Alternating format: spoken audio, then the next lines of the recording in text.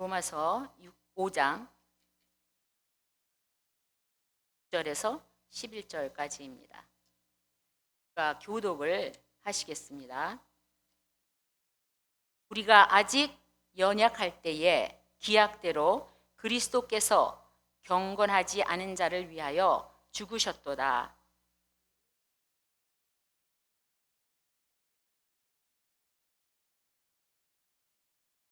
우리가 아직 죄인 되었을 때 그리스도께서 우리를 위하여 죽으심으로 하나님께서 우리에 대한 자기의 사랑을 확증하셨느니라.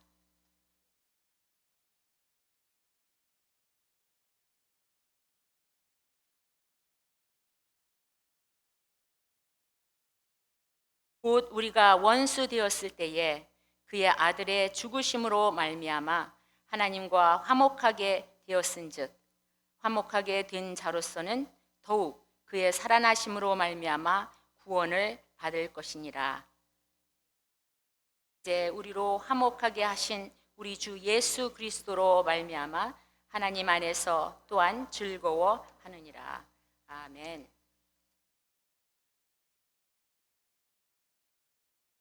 오늘은 화목의 길을 여신 예수 십자가라는 제목으로 여러분들과 함께 은혜를 받겠습니다. 우리는 사순절의 기간을 지나고 있습니다.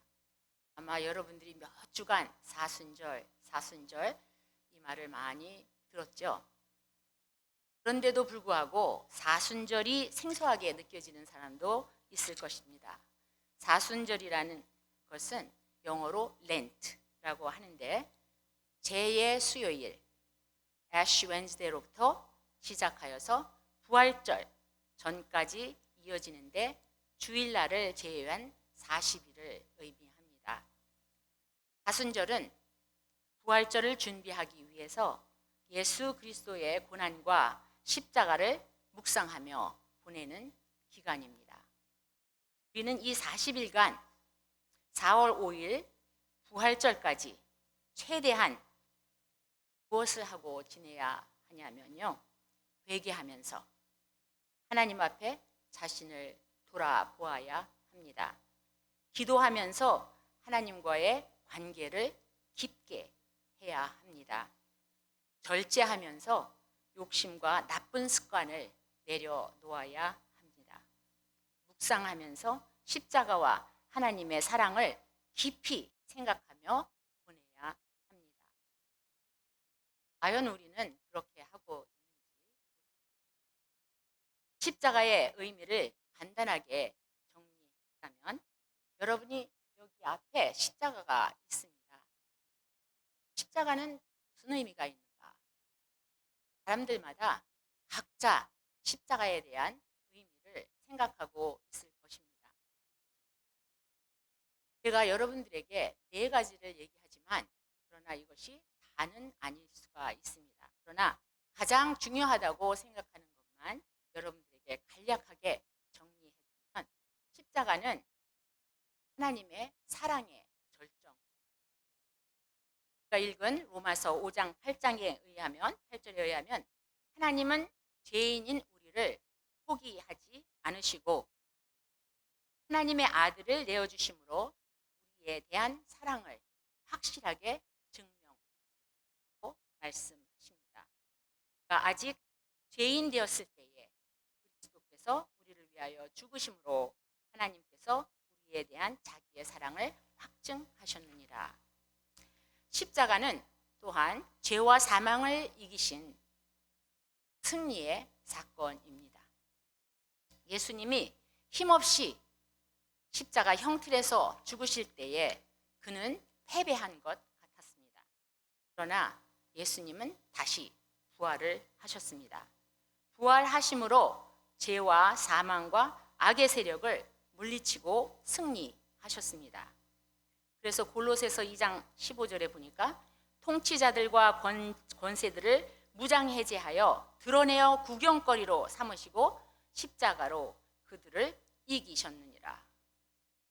세 번째로 십자가는 죄 사함과 용서입니다. 십자가는 인간의 죄 문제를 해결한 사건입니다. 예수님이 십자가에서 흘리신 피로 우리를 용서하시고 죄의 길을 열어주셨습니다. 그래서 에베소서 1장 7절에 보니까 그의 피로 말미암아 죄 사함을 받았다. 또 베드로전서 2장 20절에 보니까 그가 친히 나무에 달려 그 몸으로 우리 죄를 담당하셨다. 이렇게 말씀을 하십니다. 그래서 십자가를 바라볼 때마다 우리는 죄 사함, 사랑, 또 승리 이러한 것들을 생각하실 것입니다. 그런데 오늘 제가 여러분들과 함께 재조명하려고 하는 십자가의 의미는 그러한 것보다 관계의 회복입니다. 관계의 회복을 이루어내신 예수님의 십자가, 그것을 여러분들과 함께 나누려고 합니다. 임의 삶을 살다 보면은 사막에 홀로 나 혼자 떨어져 생존을 위해서 허우적거리는 그러한 것처럼 느껴질 때가 많이 있습니다. 가족이 멀리 있고 언어와 문화는 낯설고 경쟁 사회 속에서 바쁘게 살아가다 보면은 심신이 지칠 때가 너무나도 많이 있습니다. 그럴 때 보통 사람은 왜 이렇게 인생이 힘들고 메말랐냐라고 하면서 무언가 마음을 시원하게 해줄 만한 것이 없는가 하면서 찾아다닙니다. 잠깐의 쾌락 아니면 잠깐의 쉼 이러한 것들을 찾기 위해서 친구들을 만나고 또 술을 마시고 또 극심한 그러한 경우에는 마약에까지도 손을 대는 경우도 있습니다. 오늘 저는 성경 말씀과 제가 오래전에 읽었지만 다시 요즘에 들으면서 또 생각하게 된 이 생텍쥐베리의 어린 왕자, 여러분들이 아마 읽으신 분 있을 것입니다.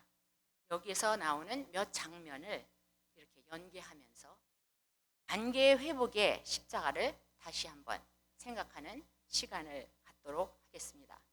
여러분들 중에 몇 명이 어린 왕자를 읽었는지 모르겠지만 분명한 것은 문성 분명히 읽었습니다. 그 이유는 나중에 말씀드리겠습니다. 어느 날 한 조종사가 비행기가 고장나서 사막 한 군데에 떨어졌습니다. 그런데 아침에 눈을 떴는데 아주 작은 목소리가 들립니다. 그 사막 가운데에 어떻게 목소리가 들릴 리는 없는데 깜짝 놀랐습니다. 그런데 그 작은 목소리가 들리는데 아저씨, 양 한 마리만 그려주세요. 양 한 마리만 그려주세요. 그래서 그가 고개를 들어보니까 금빛 머리를 가진 작은 소년이 서 있었습니다.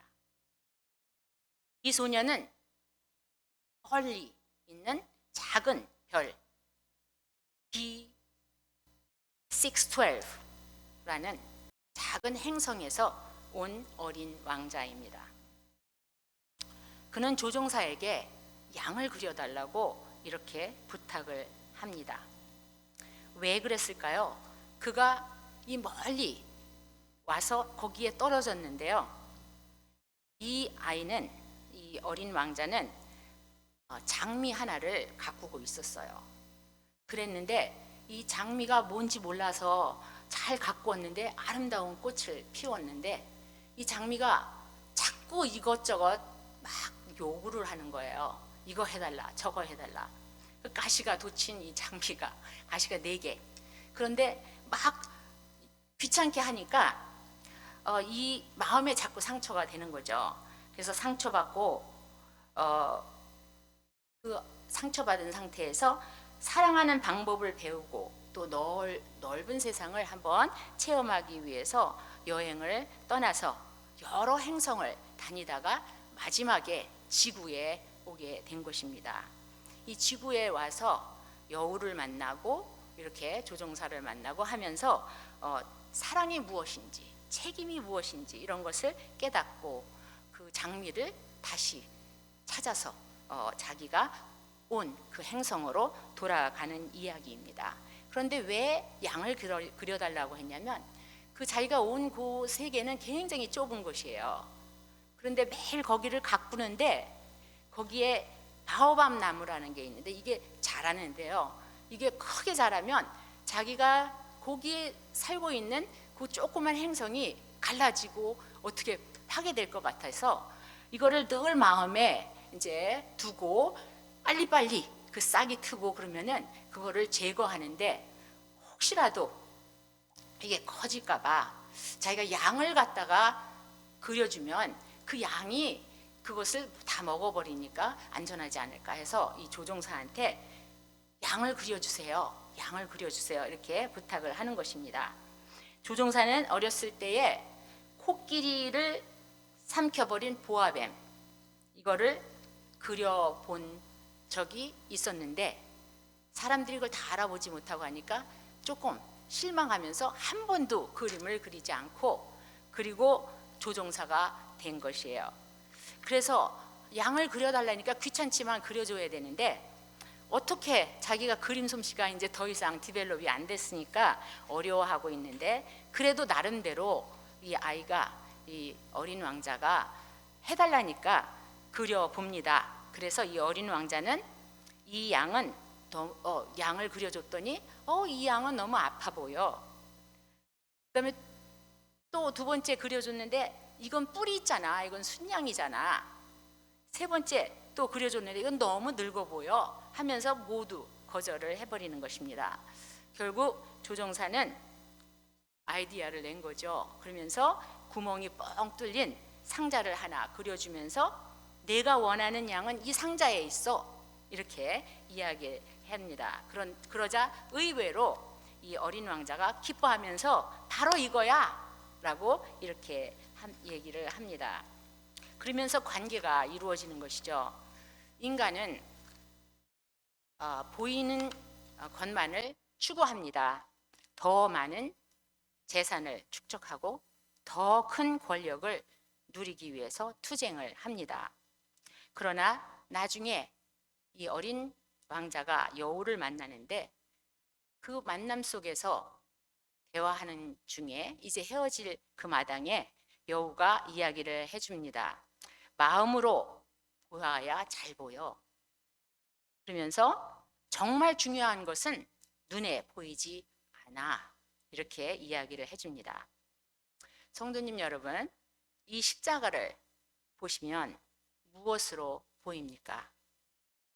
어떤 분에게는 아라비안 나이트에 나오는 이상한 램프처럼 그저 들고 소원을 빌면 모든 것이 이루어질 수 있는 하나의 도구라고 생각하고 도구로 봅니다. 아니면 전쟁터에서 이기기 위해서 그려놓은 승리의 깃발처럼 보일 수도 있습니다. 로마의 황제 컨스탄틴 the Great는 전투를 앞두고 꿈에 십자가의 포징을 보고 깃발에 십자가를 그리고 모든 병사들에게 이것을 들고 나가서 전투하라고 명령을 했습니다.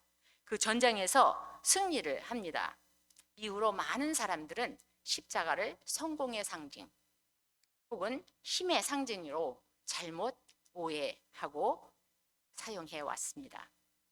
오늘날에도 우리를 슬프게 하는 사건들이 있습니다. 백악관조차 예수 그리스도의 십자가를 왜곡하는 사실을 우리가 봅니다. 6월 사태와 전쟁으로 많은 희생자들을 내고 있습니다. 그러나 그들은 백악관에서 기도를 합니다. 십자가와 원수된 행동을 하면서도 예수 이름을 빌어 승리를 외칩니다.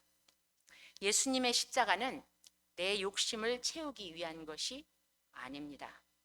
싸움에서 승리를 얻기 위한 도구도 아닙니다.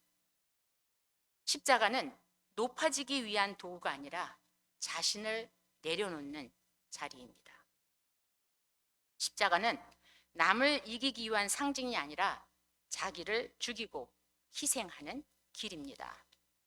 예수님의 십자가는 나를 내려놓고 하나님과 이웃을 사랑하기 위해 우리가 지고 가야 할 짐입니다.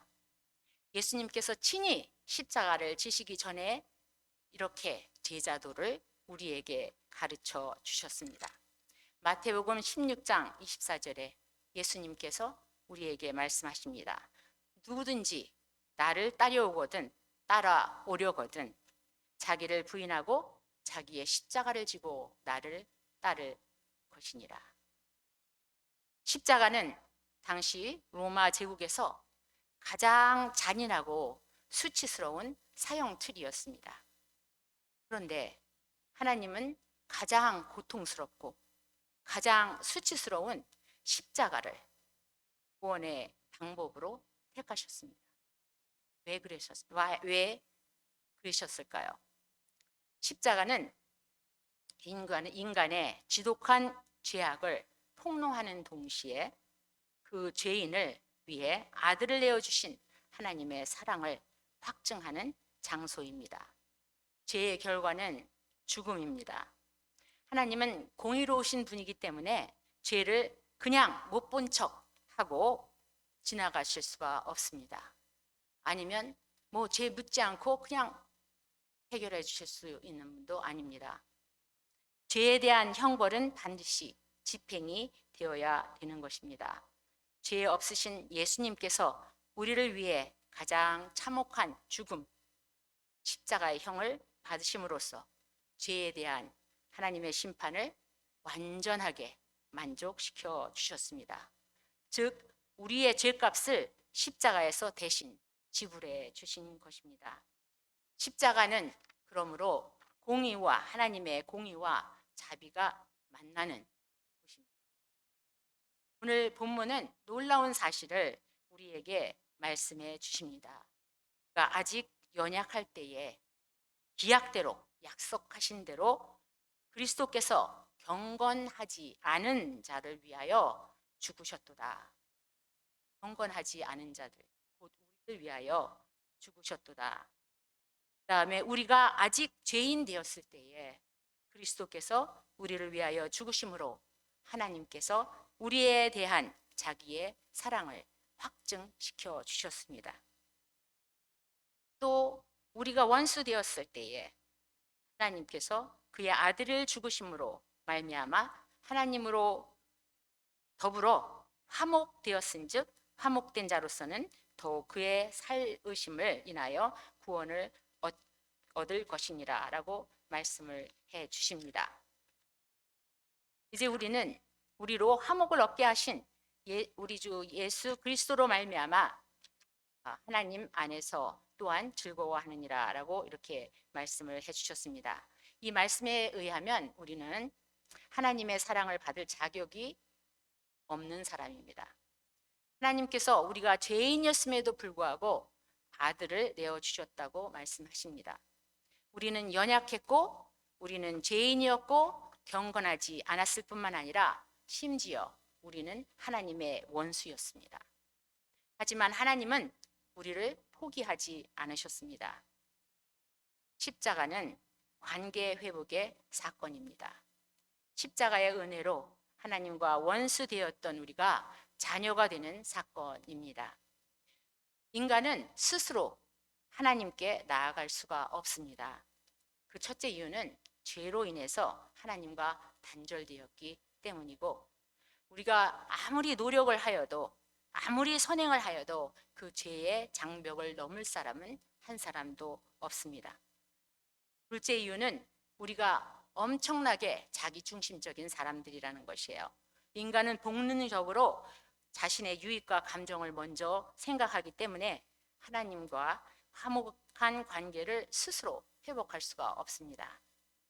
셋째 이유는 하나님은 거룩하시고 완전하신 자지만 인간은 피조물이기 때문에 그 사이에는 엄청난 갭, 무한한 차이가 있습니다. 그래서 우리에겐 대속자가 필요한 것이죠. 인간의 제한된 힘과 지혜로는 하나님과 화해할 길이 없는 것입니다.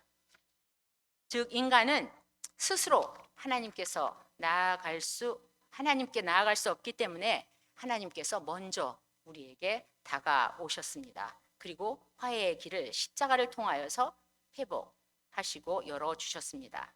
정리하자면 인간은 죄와 자기 중심성 때문에 스스로 하나님께 나아갈 수 없습니다.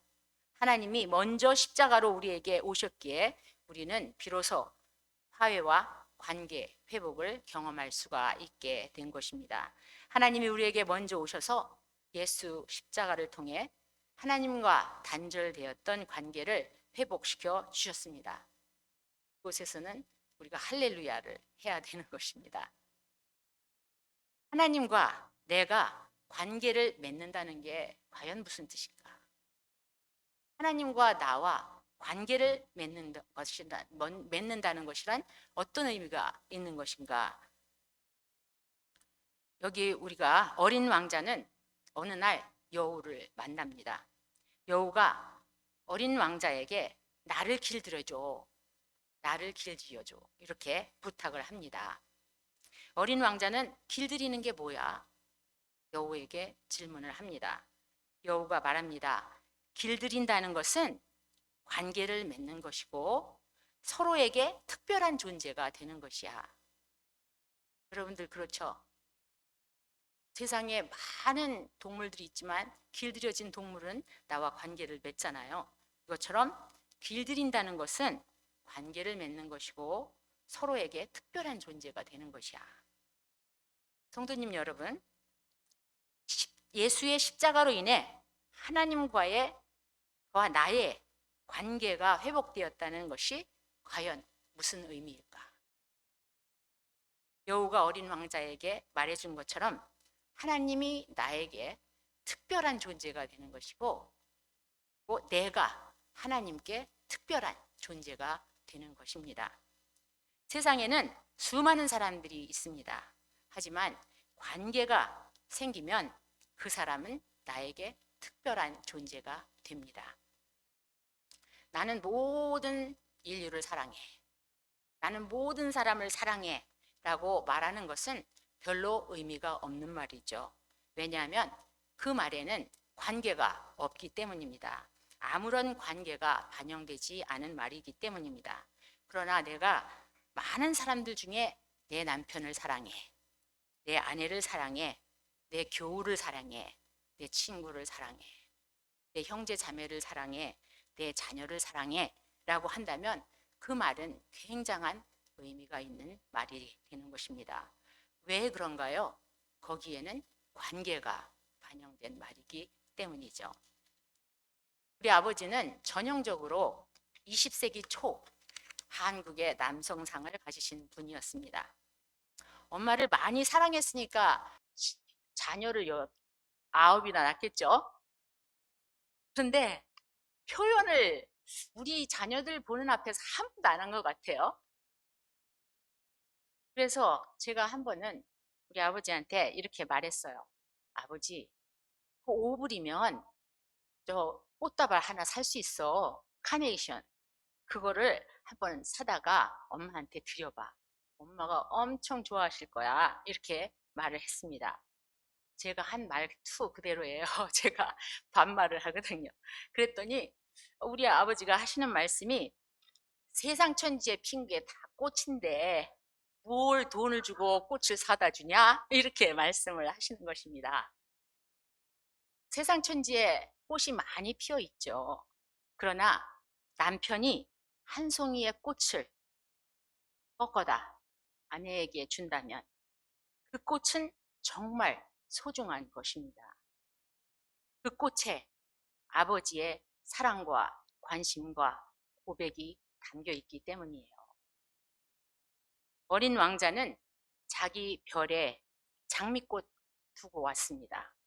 이게 너무 귀찮게 하니까 떠났는데 어느 날 지구에 와보니까 수천 송이의 장미꽃이 보이는 거예요. 이것을 보고 그가 그렇게 귀하다고 생각하고 가꾸고 그렇게 했던 그 장미가 여기에는 너무너무 흔하구나. 너무 서러웠어요. 그래서 울음을 터뜨립니다. 그러나 그는 나중에 아주 소중한 그러한 진리를 깨닫게 됩니다. 자신이 사랑했던 장미가 세상에서 유일한 것이라고. 여우가 말해줍니다. 내 장미가 소중한 이유는 내가 그 장미를 위해서 쏟은 그 시간과 정성 때문이야. 하나님께서 그 많은 사람들 중에 나와 관계를 맺어 주셨습니다. 예수 그리스도를 구세주로 믿고 영접함으로써 하나님이 나의 아버지가 되고 내가 하나님 아버지의 자녀가 된 것입니다. 이 특별한 관계 때문에 당신이 하나님께 그렇게 귀중한 존재인 것입니다. 예수님의 피값으로 하나님의 자녀가 되었으니 나는 예수님의 생명만큼이나 가치 있는 존재가 된 것입니다. 관계를 맺는 것은 책임이 따르는 행위입니다. 이제 나는 하나님의 자녀라는 관계가 맺어졌기 때문에 하나님께서는 나를 책임져 주십니다. 누군가를 진심으로 사랑한다는 것은 상대방을 염려하고 책임을 지는 것을 포함합니다. 이사야서 43장 1절에서 2절, 특별히 2절을 보면 이스라엘아 너를 지으신 이가 말씀하시느니라. 너는 두려워하지 말라. 내가 너를 구속하였고 내가 너를 지명하여 불렀나니 너는 내 것이라. 내가 물 가운데 지날 때에 내가 너를 함께 할 것이고 강을 건널 때에 물이 너를 침몰하지 못할 것이며 내가 불 가운데 지날 때에도 타지 아니할 것이라. 불꽃이 너를 사르지 못하리라. 이렇게 말씀하셨습니다. 사도 바울이 빌립보 교인들에게 서신할 때에 4장 19절에 보니까 나의 하나님이 그리스도 안에서 영광 가운데 너의 모든 쓸 것을 채우시리라. 우리를 공급해 주십니다. 우리의 모든 필요를 공급해 주신다는 것입니다.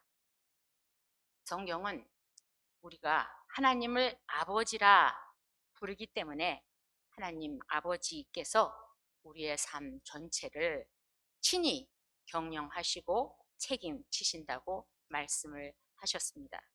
세상 사람들은 내가 편하려면 관계를 끊어야 돼. 그래서 나이가 많이 먹을수록 관계를 끊어라. 이것이 세상 사람들이 가르치는 것이에요. 그래서 그거를 듣고 나이가 먹으니까 다 정리를 하기 시작하는 사람들도 봅니다. 그러다 보면 혼자 남게 되죠. 그런데 십자가의 의미는 관계를 맺는 것이에요. 책임이 따르는 관계를 맺는 것입니다. 하나님은 죄로 말미암아 원수되었던 우리의 삶 속으로 들어오셔서 우리를 위하여 자기 아들을 내어주심으로 관계를 회복하셨습니다. 그렇기 때문에 우리가 그 십자가를 바라볼 때 진정한 관계의 본질과 사랑의 헌신을 배워야 하는 것입니다. 어린 왕자가 조종사에게 이런 부탁을 해요. 양에게 입마개를 그려줘. 양에게 입마개를 그려줘. 혹시 양이 상자에서 나와서 자기의 별에 장미꽃을 먹지 않을까 걱정이 된 것입니다. 사랑의 관계는 마음을 쓰고 걱정하며 때로는 자기의 평안함을 희생해야 하는 관계입니다. 어린 왕자가 떠난 후에 조종사는 양의 입마개는 그려주었는데 입마개에 가죽끈을 달아주지 않은 것이 뒤늦게 깨닫게 되었습니다. 이것이 마음에 걸리는 거예요. 어린 왕자가 떠난 후에도 그는 하늘을 바라보면서 혹시 양이 장미꽃을 먹어버리지 않았을까? 내가 입마개에 끈을 달아주지 않았어. 가죽끈을 달아주지 않았어. 이렇게 걱정을 하는 것입니다. 관계를 맺는다는 것은 단순히 아는 것을 이야기하지 않습니다. 관계를 맺는다는 것은 마음이 그 사람에게 묶이게 되는 것입니다. 어린 왕자가 이미 떠났는데도 조종사의 마음은 그 어린 왕자가 있는 별과 장미 그리고 어린 왕자에게 있습니다. 왜 그럴까요? 그것은 그와 맺은 관계 때문입니다. 사랑하는 성도님들, 관계를 맺는다는 것은 염려의 대상이 된다는 것입니다. 생각나고 마음이 쓰이고 책임이 느껴지는 것입니다. 하나님은 우리를 그냥 구경만 하지 않고 계십니다. 원격 조정만 하고 계시는 분이 아닙니다. 우리의 삶 속에 들어오셔서 우리의 고민과 상처 그리고 죽음까지도 염려하시는 분입니다. 십자가는 하나님이 우리를 그냥 지나치시지 않는다는 증거입니다. 우리를 위해서 십자가까지 지신 그분의 마음이 우리에게 묶여 있고 우리의 삶과 죽음을 책임지신다는 것입니다. 우리를 하나님과 화목하게 하시고 관계를 회복하신 주님께서 우리에게 화목하게 하는 사명을 또한 주셨습니다. 그래서 고린도후서 5장 18절에 보니까 모든 것이 하나님께로부터 났으며 그가 그리스도로 말미암아 우리를 자기와 화목하게 하시고 또 우리에게 화목하게 하는 직분을 주셨으니 라고 말씀을 하셨습니다. 우리는 화목하게 하는 직분을 어떻게 감당할 수 있겠습니까? 어린 왕자와 그리고 조종사는 사막에서 길을 잃고 목이 매우 마른 상태에서 있었습니다. 둘이 사막을 걸으면서 벌빛 아래서 서서 그 어린 왕자가 이렇게 말을 합니다. 사막이 아름다운 것은 어디엔가 우물이 숨겨 있기 때문이야. 어딘가 우물을 숨기고 있기 때문이야. 사막이 아름다운 것은 어딘가에 우물을 숨기고 있기 때문이야. 조종사는 그 말을 듣고 처음에는 그 뜻을 완전히 이해하지 못했지만 조금 후에 두 사람은 정말로 우물을 발견하게 됩니다. 거기에서 우물에서 물을 길어 마시게 되는 거죠. 어린 왕자가 말하고자 하는 것은 단순히 사막의 아름다운 풍경을 이야기하는 것이 아닙니다. 보이는 것 뒤에 숨겨 있는 가치, 메마른 곳에 숨겨 있는 생명, 눈에 보이지 않는 본질의 아름다움을 말하는 것이죠. 겉으로 보면 사막은 황량합니다. 메마르고 거칠고 아무것도 없는 그런 곳입니다. 그러나 그 깊은 곳에 생명의 샘이 숨겨 있기 때문에 사막은 아름답습니다. 우리도 마찬가지입니다. 성경은 우리에게 고린도후서 4장 7절에 우리가 이 보배를 질그릇에 가졌으니 이는 심히 큰 능력은 하나님께 있고 우리에게 있지 아니함을 알게 하려 함이라. 이 질그릇 속에 보배가 숨겨 있습니다. 우리는 질그릇처럼 연약한 존재입니다. 쉽게 깨지고 부족하고 완전하지 않습니다. 하지만 그 연약함 속에 보배가 있습니다. 우리 안에 그리스도의 사랑이라는 보배가 있습니다. 우리 안에 생명의 샘이신 예수 그리스도가 계십니다. 우리의 가치와 아름다움은 우리 자신에게 있는 것이 아니라 우리 안에 계신 그리스도에게 있는 것입니다. 우리가 상대방에게도 그 아름다움을 볼 수가 있어야 합니다. 그분 안에 숨겨져 있는 보배, 예수 그리스도의 생명, 예수 그리스도의 존재가 우리 안에 있기 때문에 우리가 하나님 보시기에 아름다운 존재가 되는 것입니다. 마치 황량한 사막이 아름다운 건 그 안에 우물을 품고 있기 때문입니다. 라고 어린 왕자가 말하는 것처럼 말입니다. 사막에 숨겨 있는 우물 때문에 아름다운 것처럼 질그릇 같은 우리도 그리스도의 사랑을 품고 있기 때문에 귀하고 아름다운 것입니다. 그리고 그리스도가 내 안에 계심으로 우리는 사명을 감당할 수 있는 능력을 발휘할 수 있게 됩니다. 고린도전서 1장 18절에 그리스도의 도가 멸망하는 자에게는 미련한 것이요 구원을 받는 우리에게는 하나님의 능력이라. 바울이 말하는 핵심은 바로 이것입니다. 세상 사람들이 볼 때에 십자가는 실패한 것이야. 약함의 상징이야. 수치의 상징이라 이렇게 말합니다. 그러나 믿는 우리에게는 구원의 능력, 죄를 이기는 능력, 새 삶을 살게 하는 능력입니다. 십자가는 오늘도 우리 삶을 변화시키는 하나님의 능력입니다. 이 능력의 십자가, 그 보배가 내 안에 그리고 여러분들 안에 우리 모두의 안에 있기 때문에 우리는 하나님이 주신 화목자의 사명을 감당할 수가 있게 됩니다. 내 힘으로가 아니라 십자가의 능력으로 할 수 있습니다. 우리가 화목해야 하는 사명을 감당할 때에 다른 사람들도 우리들처럼 질그릇 같은 약한 존재임을 우리가 알고 인정해야 할 것입니다. 그럼에도 불구하고 그들은 존귀한 사람들입니다. 우리는 모두 질그릇처럼 연약한 존재들이어서 부족하고 상처도 있으며 서로에게 상처를 주고 실망을 시킵니다.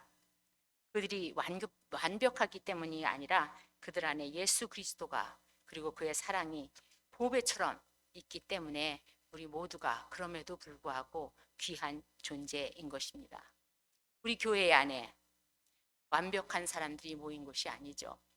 우리는 다 질그릇 같아서 잘 깨어지고 그렇게 쉽게 서로의 상처를 주고받는 그러한 존재들입니다.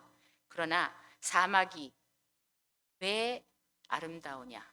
그 안에 우물이 숨겨 있기 때문인 것처럼 이 교회가 아름답고 우리 성도들이 아름다운 이유는 우리 안에 예수 그리스도께서 계시기 때문인 것입니다. 우리가 함께 하는 믿음의 공동체인 말씀의 교회가 특별한 이유는 하나님이 십자가로 맺어준 관계 때문입니다. 여러분들이 교회에 올 때에 몇 교회를 지나쳐 오셨습니까?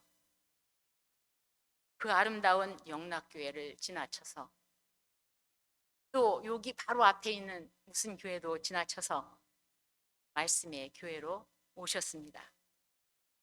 그 이유가 무엇일까요? 그 이유는 특별한 관계 때문이죠. 그리스도가 맺어주신 관계 안에서 우리는 긴 시간 동안 함께 여행을 해왔습니다.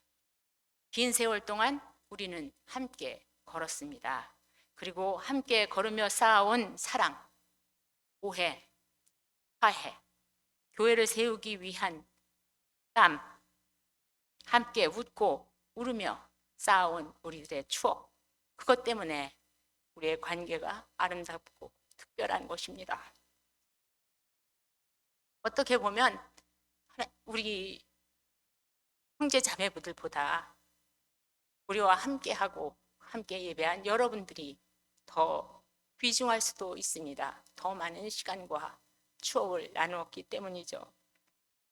어린 왕자와 그리고 조종사는 사망을 걷다가 우물을 발견합니다.